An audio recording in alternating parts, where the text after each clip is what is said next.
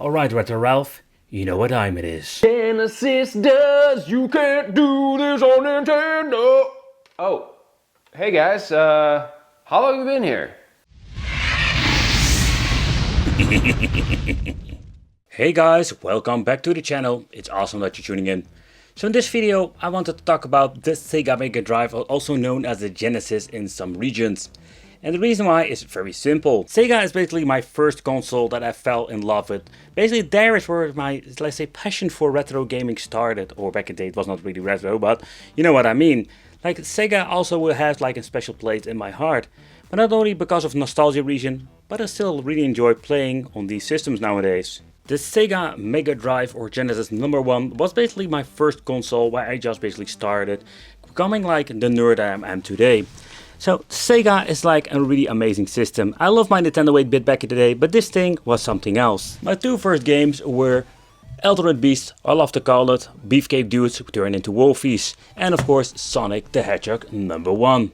And I still play them nowadays. But Mega Drive 2 is also like a very cool piece of technology.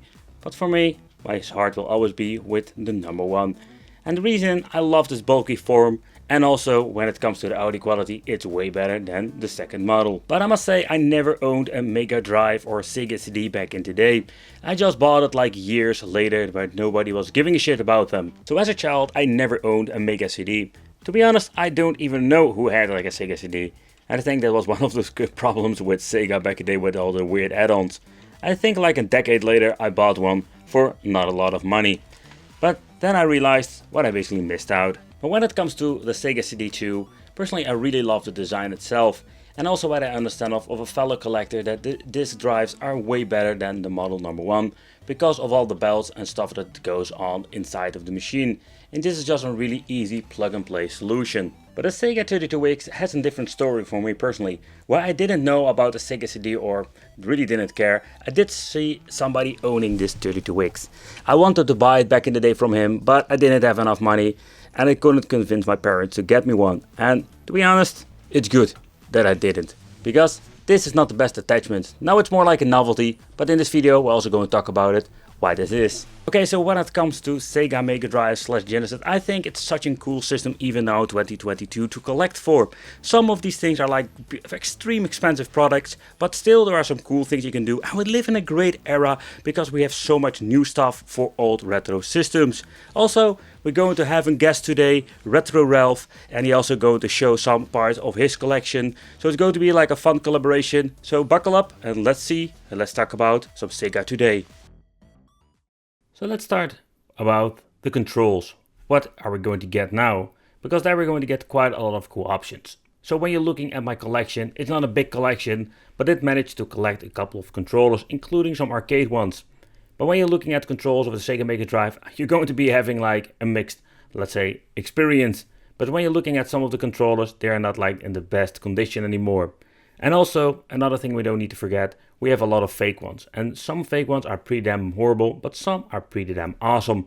So also in this video I just want to do a quick overview of some of the controls in my collection, which one I'm also going to like a lot. So as a child I picked up this Sega Mega Drive arcade power stick. And the reason why, because I was a big fan of arcade. And having an arcade stick for my Mega Drive, that was like mind freaking blowing. But I only had the 3 button, I didn't own the 6 button. Funny thing is, like say 2 decades later, I figured out there was also like a 6 button version. Yeah, a little bit late to the party, but better late than never. But I also played Sonic the Hedgehog with this stick. Yeah, don't ask me why I did that, I just like it. And I think it's also a completely different experience. And they think I'm even with some turbo buttons. How cool is it? Like you can slide this, like how aggressive the turbo needs to be. I think it's a very cool option. That doesn't have like a real arcade stick, so it's not going to be like the authentic experience. But it's still better than nothing. And it comes with a metal plate for giving this thing an extra weight. And in my opinion, also as a child, I enjoyed this arcade stick very much. So this 6 button version, you don't find it very often. And I must say, like I picked it up for not a lot of money on the thrift shop. So I found something cheap for once. But sadly, this one, I figured out like after basically did a teardown. Also did full teardown in my video or my main review. I figured that I basically bought something that was completely messed up. Like in the inside, everything is broken. It's a little bit of a bummer because I really wanted to have a 6 button. So this will be on my wish list for the future. But for now, I have one that is partly working. But again, I just wanted to show you in this video that there is also a 6 button version. So if you want to play some fighting games, it's going to be pretty damn awesome. The Sega Megadrive, or Genesis as known by many people, with this controller, the 3 button layout. And the 3 button layout was just okay for a very long time. But after that we needed a 6 button layout. And you know, like playing Street Fighter 2 and pressing the start button switch between punching and kicking, oh man, that was freaking awful.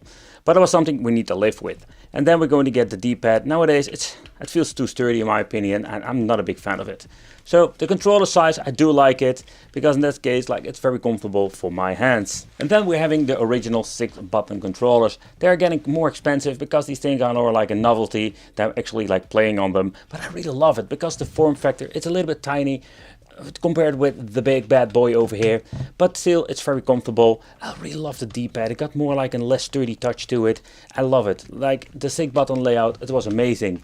But then a bit though came with this, the M30 2.4 GHz wireless gamepad. So basically this thing can be used on a Bluetooth connection if you're having, of course, the right pieces of hardware for it.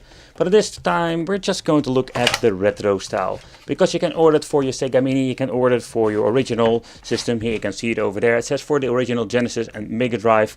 And yeah, they say it's a black edition, but I'm guessing they will have like different colors in the future, or they already have them.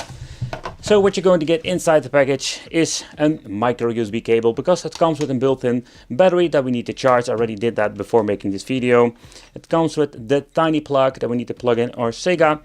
That is the reason why it's basically like the custom edition, or custom, better said, like the special edition for the old school consoles. But what I understand of the controller is exactly the same if you're going to order like the mini version, or you just want to order this controller for your retro machine or connect it with Bluetooth with your game system.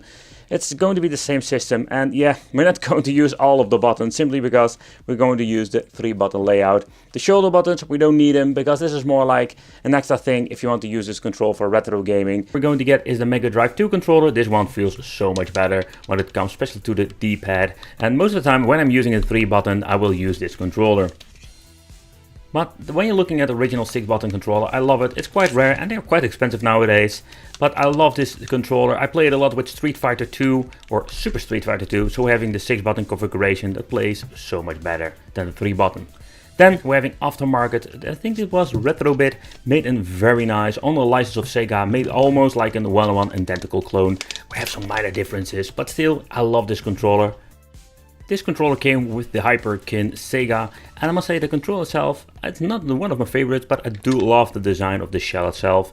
It has all the functionalities like the original controller, but it has like this very nice extra comfort, and I must say this controller is really comfortable to play. Okay, so look at this weird one. This came with one of those Sega clones from AliExpress, but I just needed to have it in the collection. It comes with this weird thing that calls a joystick, that we can make more like this arcade-ish controller. Like the D-pad is horrible, and look at this, like ABC, like they didn't even put the effort to making X, Y and stuff like that. And there's a weird button in the back, like, oh man, this controller's a mess. It plays horrible, but I just needed to have it in the collection. Okay, well, we're now talking about original controllers. So what are the differences? So first of all, when you're looking at the form factor, I think they did an amazing job. The rounds, like the size, everything, it's very comfortable. Here you can see like it still has an even different form factor here. So when you're holding it, it's super comfortable. Compared with the first model, everything is quite flat at the back. It's not really bad, but the thing I really hated is the D-pad itself. It frees. I cleaned it up a couple of times back in the days, but all of my freaking controllers suffer with the same thing. The D-pad is not the best. So I really love myself the Sega controller, the 6 button, but I already mentioned it's slightly a little bit too tiny for my hands. So it's not like the most comfortable. So this thing is perfect between. So in my opinion, it's like the best hybrid of both of them. Like comfort wise, it's good. And yeah, the shoulder button is something we don't need if you ask me. So I understand that they just make one model and you can use it like with different dongles. But for now, like, I will give him the pass. The shoulder buttons are there, but you're going to mainly use the 6 button layout. I really love the D-pad. I tried different games now in this video just to show you like the D-pad is working excellent, and this makes me really happy. Normally I'm more like the guy that wants to have the original controller to give like the authentic feeling, but I don't mind using the 8-bit M30 controller because I am really pleased with it. Let me know in the comments if you ever like tried it yourself. I would love to hear your opinion about it. Thanks for watching. Consider subscribing, hit the little bell, let me know if you have any questions, and we'll see you. But let's take a close look at model number 1. Personally, I really love the Sega Genesis or Megadrive one, and I love to have like the original Mega CD. But the problem with this device is finding a good working one. And yeah, maybe in the future I will need to have some maintenance, like the drive belt of the disk drive, maybe a new laser, or need to have some capacitors. But how do you assemble it? Like that. Easy peasy, lemon squeezy. But what you need to do over here, we need to assemble the metal plate, otherwise we cannot click it together. That's one of the things that you need to take consideration. And of course, you need to remove the dust cap from the connector, because you need to slide it in over here, otherwise it cannot communicate with the Sega CD1. Okay, so there was one thing. I know there are some fake ones out there, or fake HDMI Segas, and the cheap ones like the Hyperkin or another one from AliExpress don't work. It looked kind of silly if you ask me. If I recall it correctly, analog is one of the systems that can be working with the Sega CD. But even if the Chinese editions like the HD Retro game should work on the device like that, it looks hideous. The best way to play is of course with your original Sega Genesis Mega Drive and plug in your game or your CD. But why should you even consider getting a CD? So a lot of games have been ported, like Sonic CD, to many different platforms. So in my opinion, it's a little bit of a bummer, but I understand why they did that. So you're going to get a lot of games, and searching the right one, that we're going to be the biggest challenge. But later on we're going to talk about the games, the quality, and is it even like worth picking up. Okie dokie, so when it comes to SCART connections, take consideration you need to get at least a good cable, and this is a special made cable. There is a guy in the UK selling these things, and what you're going to get is a quality cable with the original DIN connector, and at the front we're going to get the option to use the stereo sound, like where the Mega Drive 1 basically shines the best if you ask me. And of course we're going to also have the option to use the tulip at the back or the other connections. So we're going to get some options with a Sega CD, but we can buy special cables. What I find quite an interesting piece of engineering is the way how this device works. How do you boot it up, and how are you going to enter your disk? Because there is a slider, but there is no button for eject. So of course, if you're going to plug in the game like here, you can turn it on and it will boot up like normal, and the disk drive unit will not work. And if you're going to turn it off, you're going to pull out the cartridge, you're going to turn on the system, it will automatically detect that there is no game, and it will boot up in the Mega CD. Press the reset button, it will open up the disk tray, and that's it, and you're ready to go. Next up, what we need to do is plug in a controller, because that is something we're going to need of course for playing, but also we need to press the start button. When you're pressing the start button over here, first time it will give the signal to close the disk tray, and then we're ready, we can press the start button and we can play the game. I want to take a close look at the Sega CD number 2, and the reason why in 2022 I think it's a very affordable way to play some Sega CD games. But I know like Sega CD is in general quite expensive, but that's what you're going to get with these unique pieces of hardware. And the reason I wanted to review it in 2022 is very simple. Not because of this thing is always sticky and it wants to freaking close. No, the thing is like, it's quite affordable, and here in my country I can find these things everywhere. Okay, so it was possible, or it's still possible, to get yourself a Sega Mega Drive 1 on a Sega CD number 2. And of course we need to have this plastic fantastic over here to support the system itself, otherwise it looks kind of weird. But still, I don't know what you think about it, but I think this combination is freaking hideous, because the designs of both systems are completely different. Yeah, and there are still a lot of people selling it like this. It is a better combination, especially if you like the audio of the Sega Mega Drive 1, especially when it comes to the stereo quality and stuff like that. So it is an option, but in my opinion, not the best one. So I briefly want to get back to the Mega Drive number 1, and the reason is quite simple. So this is for me like the real tower, like this is how this thing needs to be looking. It's so awesome, but there are some problems with this thing, and that is something you need to take consideration when you're going to get yourself a Mega CD or Sega CD number 1. First of all, finding a working one is going to be the biggest challenge, and you need to find one that the laser isn't broken, or better said, like some of these things have like bad capacitors over time, because the things are getting really old.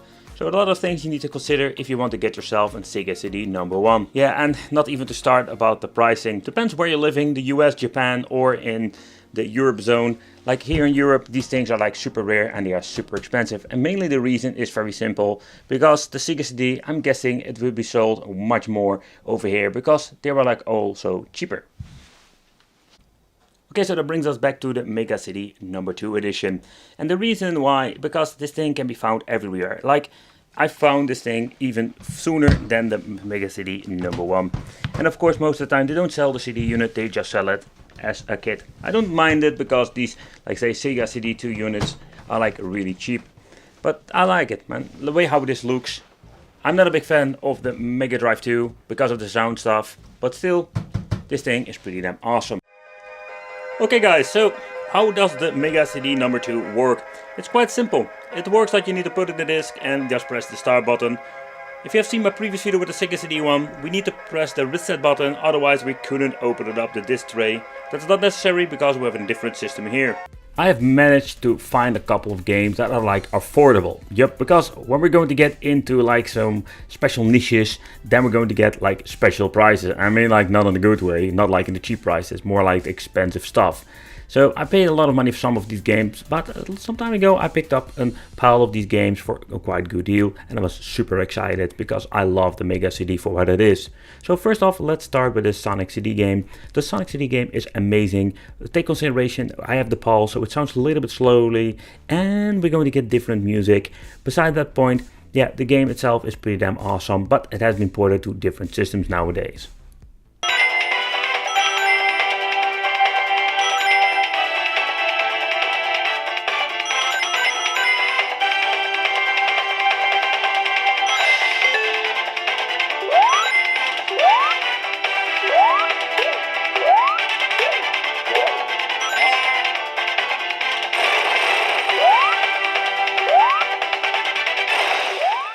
For me, the main reason to pick up the Mega CD is very simple: for Final Fight CD. I love the soundtrack of this game, and I'm a big fan of beat 'em ups, and Final Fight is one of them. But back in the day, I played a lot of Street of Rage, but Final Fight CD is absolutely in my top 10 of beat 'em ups, especially for the Mega Drive. It's even coming in the top 3, because the soundtracks make this game even worth playing alone.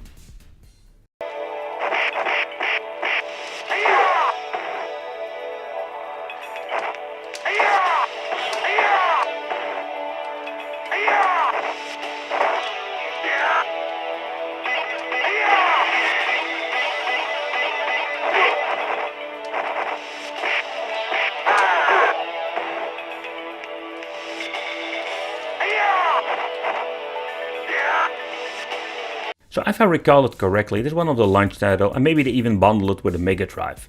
But that was not like a great example what this Sega Megadrive could do. Because when you're looking at it, yep, we're going to get 5 games, like a Mega Games disc multi-card where we could buy back in the day. No, this was like the collection, but only the weird thing about it is that it comes with 5 games. But the 5 games are, we have seen it before, we have already played them on the original Mega Drive or Genesis. But when you're basically like looking into the game, nothing has changed, including the soundtracks. Or I'm missing out a point here.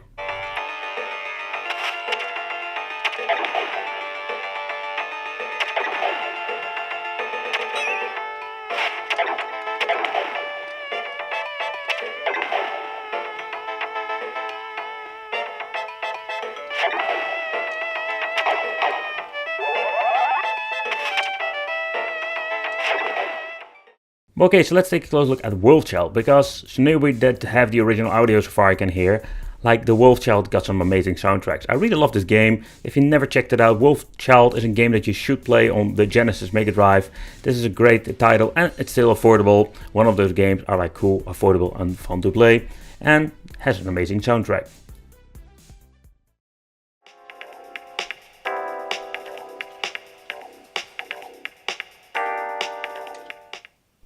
Okay, so this is actually the first game that has quite a long loading time, and I just wanted to show off like how long this actually is. And I can keep talking, because the load times are freaking forever. But when booting up the game, you can hear the amazing soundtrack, what I love about the Mega CD.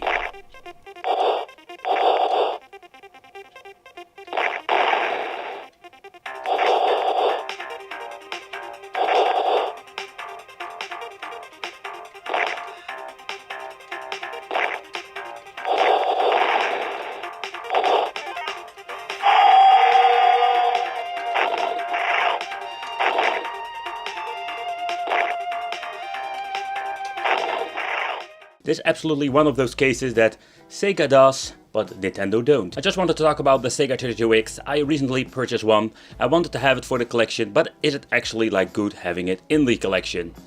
I can still remember the video of Angry Video Game Nerd that basically like had a bow and arrow and shoot at this freaking thing. And I can understand why a lot of people maybe hate this 32X add-on. It was so flawed in many ways, it had so many freaking issues, but it was something else that was pretty damn messed up. When you're looking at the Sega 32X, the idea behind it, I think it's not a bad idea. Like then you can basically upgrade your existing system and play more games with better graphics. So the idea behind it is pretty damn awesome. But if you think about it, that the Sega 32X was released back in the day, almost at the same time that the Sega Saturn was going to launch. So that is in my opinion, quite a messed up situation. I watched a lot of history videos about the Sega 32X because I'm just gonna be honest, I still find it a fascinating piece of technology, and that is one of the reasons I just wanted to review it and check it out here on the channel and show you and give you my opinion about this piece of technology. Because when you think about it, like how it looks, let's be honest, like this thing, let me know in the comments what you think how this thing looks, because it looks kind of weird. It's like a freaking mushroom growing out of my freaking Sega Megadrive, or Genesis as people know it. But let's take a close look at the functionalities and what can we do with it. So one of the things that we're going to need is of course freaking two power adapters. Yep. We're going to need those, one for the system itself and one for the 32X. Like, it's quite interesting, and you know it's going to be even messier when you're going to get a CD add-on, because you're going to need freaking 3 power supplies for your machine. Yeah, think what a nightmare that was back in the day. But let's talk about the configuration, how you need to set it up. So first of all, what we needed to do is we're going to need a cable. So this cable is going to be connecting the system itself with the Sega 32X, and with the Sega 32X we're going to get the output, and that goes to the television. But if you're thinking getting a Sega 32X, take consideration is that there are some things you need to know. First of all, you need to have like the link cable. A lot of like sellers forget to sell this or just don't have it at all, so you need to get it separately. Then we need to have the adapter if you want to use it on the Megadrive 2, and at the back we're going to get the original power supply, but of course you can use an aftermarket. But regarding the power supply, let's talk about that. Okay, so here we're going to get ourselves a special made power supply. This power supply does have the option to use the tower of power, and we're going to get 3 connections. Take consideration here, you can see it uses an adapter. It has different reasons. One of them can be is that we're going to get different connections when it comes to systems like the Megadrive 1 and 2. But it's very convenient, they are like high quality, and I'm using this for a very long time now and I'm very satisfied. So it's super easy, plug and play only with one plug, and we can order this in your region with everything that you're going to need. Or you can just unplug this bad boy. In the end, I think this is the ultimate solution if you ask me. Yup, yeah. Okay, so let's configure this with the 2 Mega Drives, and I will show you why you're going to need this plastic fantastic piece. Okay, so what you can see over here, that we're going to get a lot of space between the adapter and the original system, and that is the reason why we're going to need the plastic. But if you want to use the tower of power configuration, here you can see this thing fits in perfectly. It will like give some scratches to your system, so that's a little bit of a problem. But yeah, mine is already scratched up, so that is not a big of a deal if you ask me. But here you can see like it sits in perfectly. Still, I wonder like where does the Sega 32X basically look best on? Is it a Megadrive 1 or Megadrive 2? So still it looks like a weird mushroom popping out of my Megadrive 2. And with the Megadrive 1 it does look better, but the shape, it's more designed when it comes to, let's say, the Megadrive 2. So there we're going to get an issue if you're looking at the design wise. It looks kind of weird. So personally, in the end, I prefer to have it on my Megadrive 1 and create the real power of tower. The Sega 90s style. So for the people who didn't know, like retro is getting really expensive because it's rare and a lot of people want to have it. But here we're going to get the biggest issue. So Sega 32X, especially the PAL, they didn't release a lot of games, so every single freaking game I found in PAL is going to be freaking expensive. I looked it up on eBay, checking out some US or Japanese version, and they are like way cheaper. But it's not really convenient, so maybe in the future we'll upgrade it to a different region system, because it's absolutely crazy. We're going to take a close look at Doom, one of my favorite shooters, and this version is quite good. It's not of course PC perfect. Then we're going to take a close look at the Virtual Racing Deluxe. I think it's a pretty good version. So it's not perfect of course, but it's getting really close to the Sega Saturn. It's still very interesting to see like how good this thing was on the 32X. Then we're going to get the Motocross. It was not the best racing game, but just wanted to pick it up. And yeah, the previous owner he completely messed up the label of the Star Wars. I'm more like, what were they thinking back in the day? But the Star Wars arcade game, also going to try that one. So that is the games that we're going to test out today. Like other games like Sonic Chaotix, I will never buy them because they are like super expensive. Even cartridge only, they ask like hundreds of different prices, but in the end you need to pay all kinds of crazy prices, and I'm not going to do that. I'm happy for what I'm having here, and again, I can show you, I give you this personal experience, like how it is with having a Sega 32X. So let's take a close look at the gameplay. Okay, I briefly want to talk about the boxes. So I don't own a Sega 32X original box, but they are basically the same like this one from the Sonic and Knuckles. And one thing is like for sure, like you need to get yourself a box protector because these things are like flimsy cardboard. In the past I did own one, it's a very long time ago, but you can see like this thing is going to be like completely bust up. So if you're going to pay a shitload of money for this, in my opinion, it doesn't make any sense anymore because these boxes are so very low quality that you're going to find none of them like in mint condition. If you find it, you need to pay the big price for it. Alright, so in my previous video I did get some replies of people wanted to see this stuff on an old school CRT. So that's what we're going to do today. I'm hooking it up to my Bang & Olufsen MX4000, and no, it's not a Terminator or something from the future. It's just a pretty damn awesome television with an amazing sound. So that's what we're going to play on today. We're going to do it old school style with a CRT. Okay, but how does this work? It's quite simple. When turning it on without a game insert, we're going to boot up to the Mega CD or Sega CD, depending on the region. So if you want to play a game, what we're going to do actually is like putting in the game itself in the cartridge and turning it on. So let's see if it's going to boot up. Yep, it's booting up. Did it clean the game before, so I was curious if it's even going to boot it up. And there we have it. There we're going to see that we're going to play some Sega 32X. Okay, so let's play. Okay, what we're going to get is you have the option to look on characters and enemies. Here you can see like we're having different view angles, quite interesting. And the game, I must say, I'm very flabbergasted about this. It looks very nice. I have seen some shitty ports, and I think that 32X is not the most horrible one. Still going to get this window. A little bit of a bummer. Oh yeah, this looks really bad.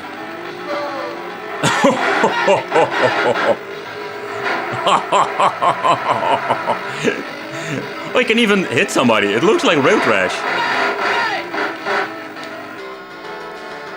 But still a really cool achievement when you're looking back at the day. Whoa. So then we're having like the ultimate system you can get is the Sega CDX. And this is one item I don't own, and I think I will never own of the prices. But I know my good friend Retro Ralph, he owns one of these systems and he's a big fan of Sega like me. So I asked him if you want to like make a short video for you guys where he talks about the CDX, what you can do with it, but also his personal story with this product. Hey Wicked, thanks for having me. Today we're going to talk about the Sega CDX. This is one of those awesome things in my collection. I am a big Sega fanboy. There was only 5,000 of these made in North America. I don't know how many were made overseas, but this is definitely one of those things that I had to have as a kid. I was in love with it, and music CDs were really popular at the time. And now you can't use this as a gaming console with batteries, but you can put 2 AA batteries in it and actually use it as a portable CD player. And I used to do that quite a bit. Now, unfortunately, at this point, the CD drive in this thing is actually dead, so I cheat and I use a Mega CD cartridge for playing my Sega CD collection. Now the other thing that's kind of interesting about this thing is that even though Sega claims there was no 32X support, you can, if you're really careful, you can put a Sega 32X on here, so you can make this sort of that multi-system that plays Sega Genesis carts, Sega CD games, 32X games, and 32X CD games, or 32X Sega CD games, which is kind of crazy. There weren't that many of those made. But yeah, I love this thing. It's a prized possession in my Sega collection.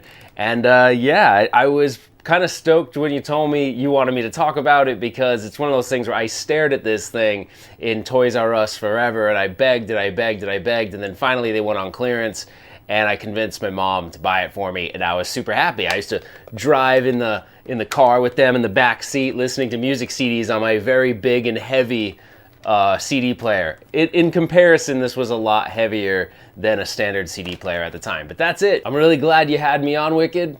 Back over to you. Okay, Retro Ralph, it's awesome that you're tuning in. Thank you for your collaboration in this video. So let's go to the next subject, Sega Homebrew games. And the reason why, because there is so much weird stuff that you can pick up. So I think in the last couple of years I collected a lot of homebrew games, and mainly because I just love to play these things with the cartridge on my original system. And when you're looking at the collection you can buy, it's freaking mind-blowing how much you can buy. Like weird, let's say, remakes, homebrew hacked versions, and also like completely new games that they created. It's mind freaking blowing if you think about it. But there are some things you need to know, especially when it comes also with the quality of these homebrew cards, because that is going to be like the biggest gamble what you're going to get with these. So when it comes to the quality cartridges, we have basically three kinds of cartridges. So what you're going to get is like the super expensive, the one that is like in the middle of it, so I need to put it over there, and we're going to get the cheap to the cheap.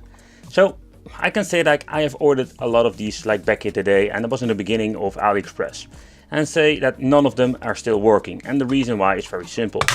Not of the cheap shell, because these cheap shells, if you drop it accidentally or something breaks off very easily, it's super easy to open it up. Nevertheless, like these things are like horrible quality. And not to forget the chip. Oh boy, look at this, the soldering quality. So they even filled up the space with a piece of plastic. And it depends on what kind of creator. Some are using OK ROMs or an OK chip itself. But it's just a freaking nightmare. And these things are super bad. Like, look at this, how horrible, even the pin connection. I would not be surprised that this will wear out very easily. So another one is the version over here, and that comes with the two screws. So let's get myself a screwdriver and open it up for you guys. Okay, so let's open it up. And why I really like these cartridges, they feel like better quality, not to be compared with original games of course, but they are like slightly better, and you're paying sometimes like $1 or maybe $2 for it extra, so that's not a big of a deal. So let's try to open it up very gently, because that can always be an other problem with these things. Alright, you can see like they are like not that easy to open up. Oh damn it.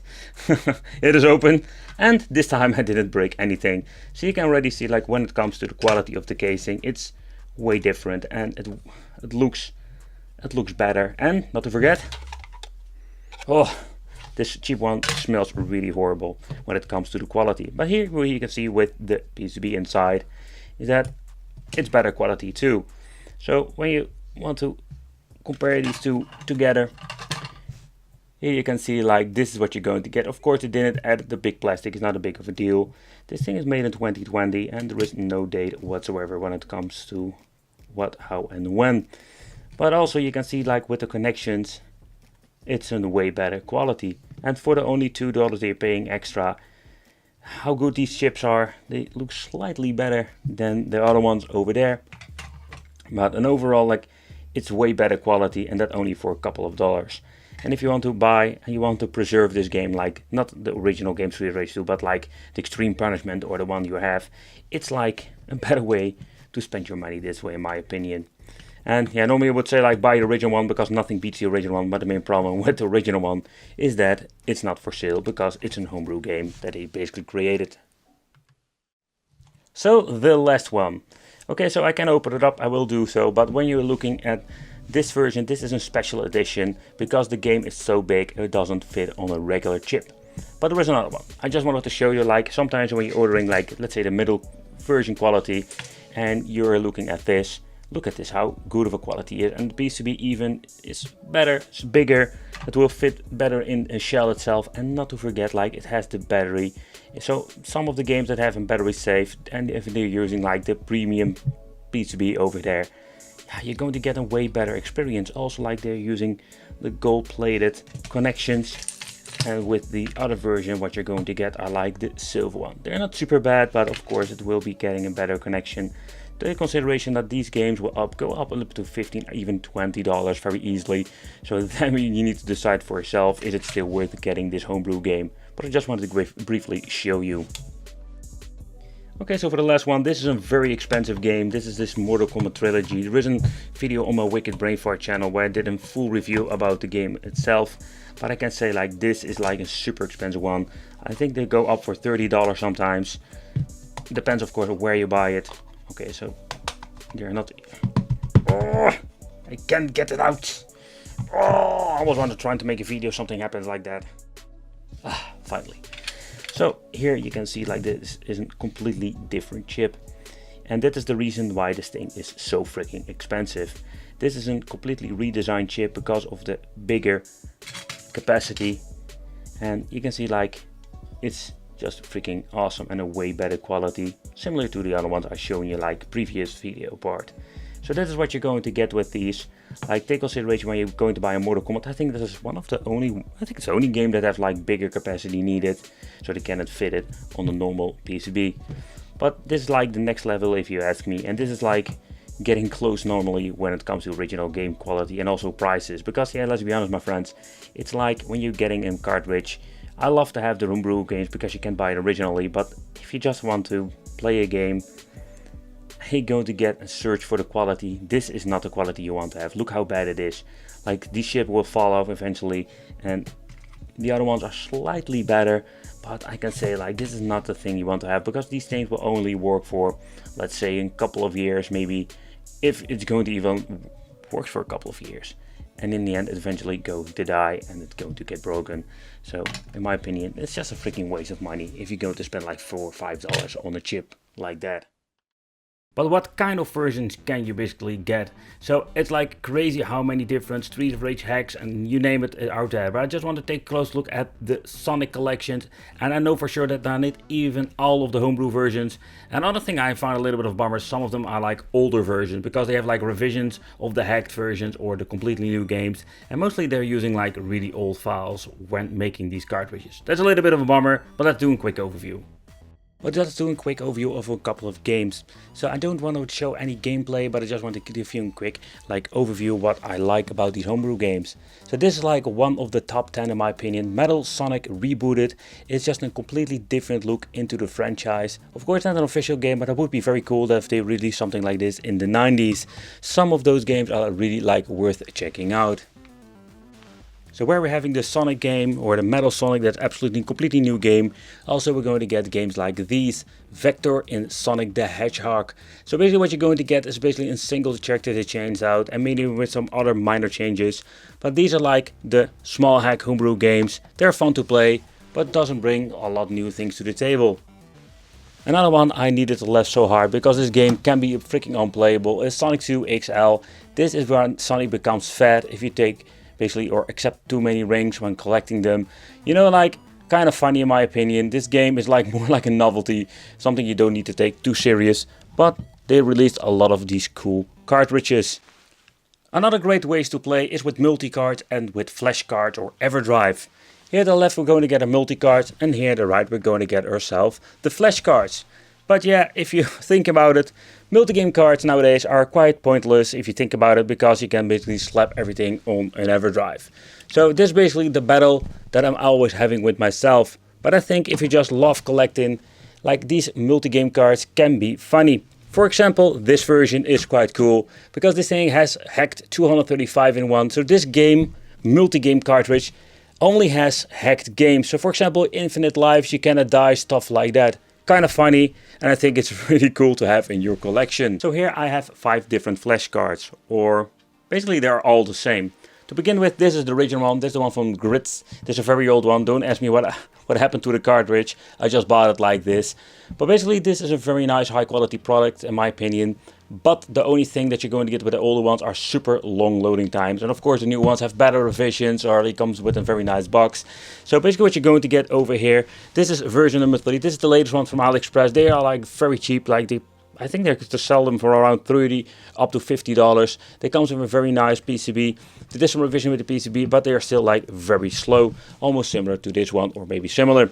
So the Megadrive 2, this is like the chip to the chip one, like the really basic first generation Chinese Everdrives, and the same as with the non having any label. And when you're looking at them, like, they're selling them with all kinds of names, Megadrive, Everdrive, Megadrive 2, but they have some revisions. I'm guessing there are different manufacturers over there, and there will be like quality differences between these 4, but take consideration, nothing beats the original one. And yeah, if you're going to buy yourself like an Everdrive X3, X5 or X7, these things are like quite expensive, but sometimes you just have like instant loading. Okay guys, so that concludes this video. I hope you really enjoyed it, and a big shout out to Retro Ralph for joining me here, because we both share this passion for Sega and especially the 16-bit. There is so much stuff you can do nowadays. Even the old school stuff is really expensive. There are so many great ways to play with controllers, with homebrew cards, multi-cards, Everdrives, and there are even aftermarket controllers nowadays. So in my opinion, it's pretty damn awesome, and I don't even own every single piece of hardware. But it doesn't matter, I'm happy for what I'm having. I want to thank you all for watching. Consider subscribing, hit that little bell, become on the Wicked family, and I will see you in the next video.